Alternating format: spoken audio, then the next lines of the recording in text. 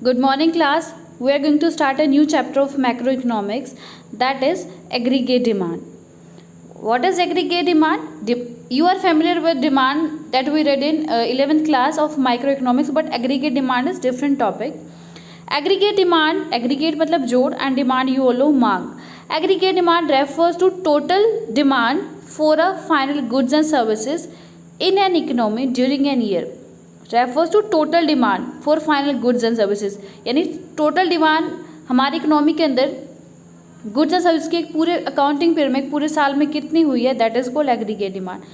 Aggregate demand become equal to the total amount of money which the household, firm and the government are willing to spend on the purchase of goods and services during a given period.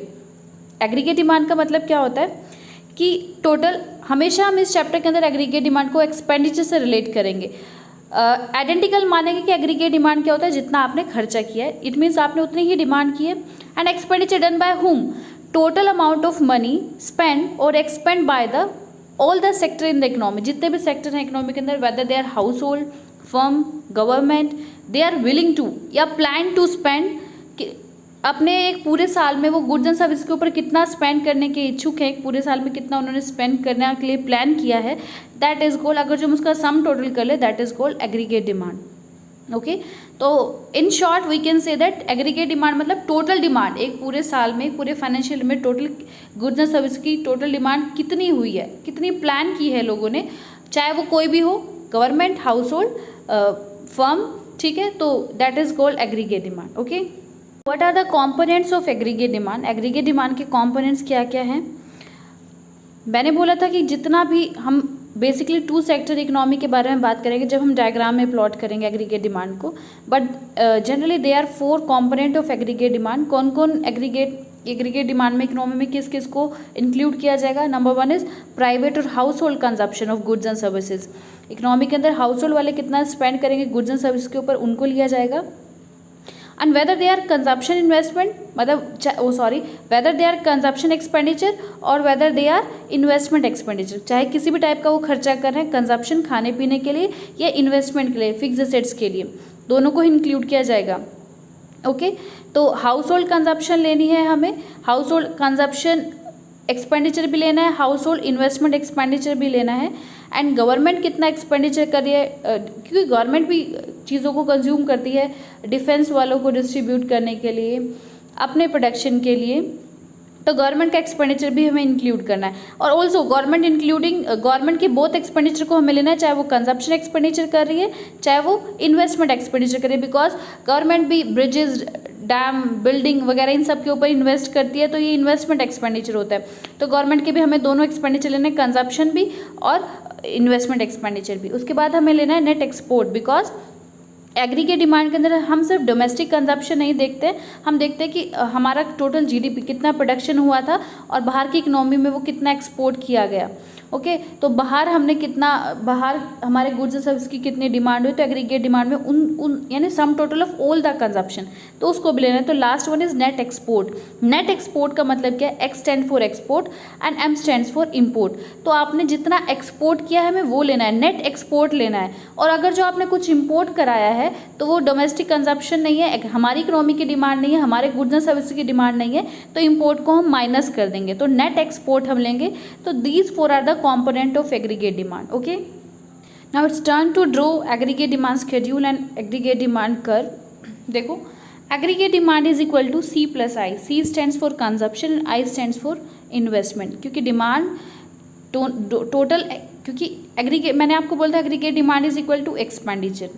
Expenditure को हम include करते हैं, जितना हमने expand किया इसका मतलब उतना ही हमने डिमांड किया, तो हम टोटल एक्सपेंडिचर लेते हैं is equal to aggregate demand.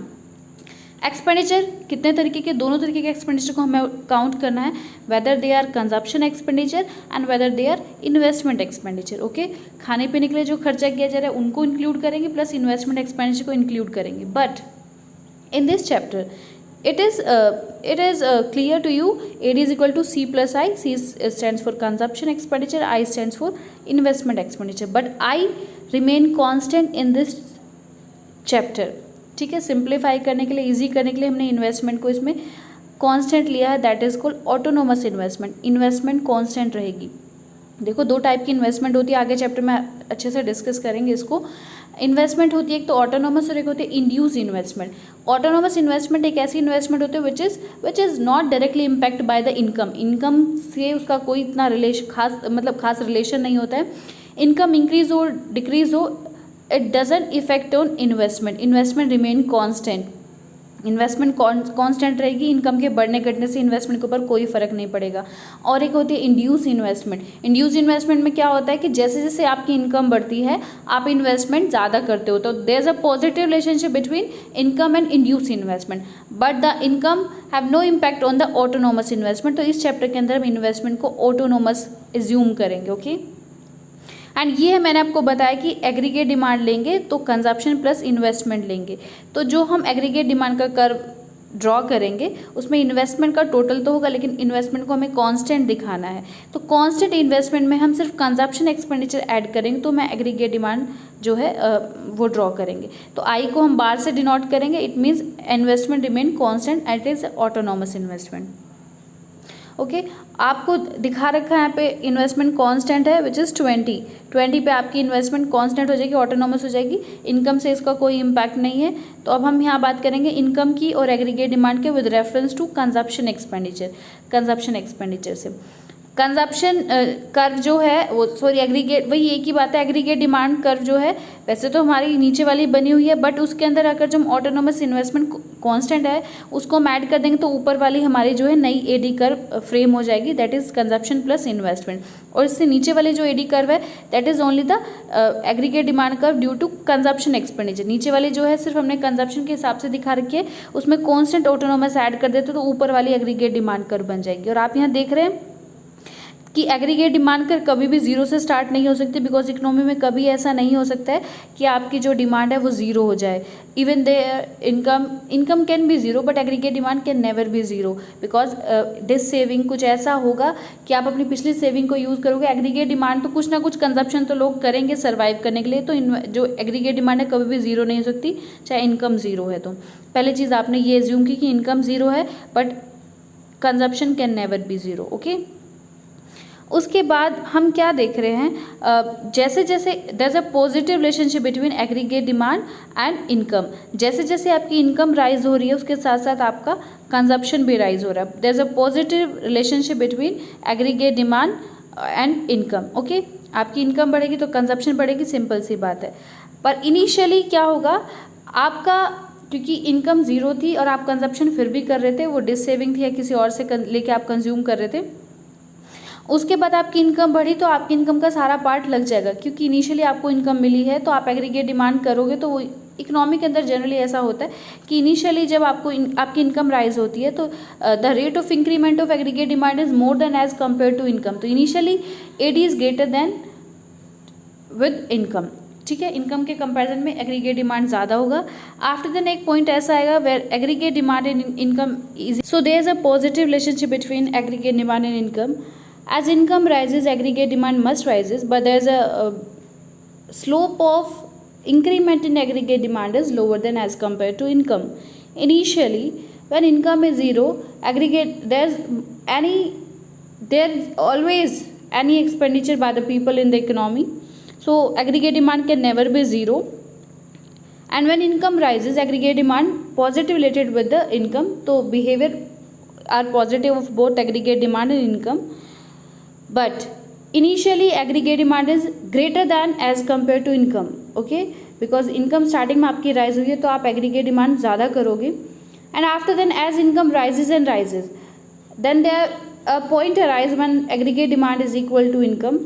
so एक point ऐसा आएगा जहाँ पे aggregate demand और income rise equal हो जाएंगी, यानी सारा का सारा हम कंज्यूम कर लेंगे, there is a no saving at that point of time, जितना इनकम हो आपने सारा का सारा कंज्यूम कर लिया। After then income again rises consistently rising, income फिर भी बढ़े जा रहा है तो फिर उस पॉइंट पे aggregate demand become lower as compare to income. Income फिर राइज होती रहेगी और डिमांड कम पड़ जाएगी, उस रेशो से डिमांड नहीं बढ़ेगी because the part of the income people start to save, ठीक है। इनकम का पार्ट जो है जब इनकम राइज होती जा रही है कंसिस्टेंटली तो जो बेसिक नीड है, जो कंजप्शन एक्सपेंडिचर है, वो general most of the expenses fulfil हो गए हैं लोगों की, तो अब part of the income they start saving. अब जब इनकम बढ़ ही जा रही है तो वो अपनी इनकम का कुछ पार्ट सेव करना स्टार्ट कर देंगे। So as income rises aggregate demand lag behind. तो एक point when AD is equal to income, एक पॉइंट जब आएगा एग्रीगेट डिमांड जब इनकम के बराबर हो जाएगी, उसके बाद अगर जो इनकम राइज होती है तो income is greater than as compare to aggregate demand. तो स्केड्यूल में और कर में यही ड्रॉ कर रखा है, आपको अच्छे से समझना है। If there any problem then you can contact.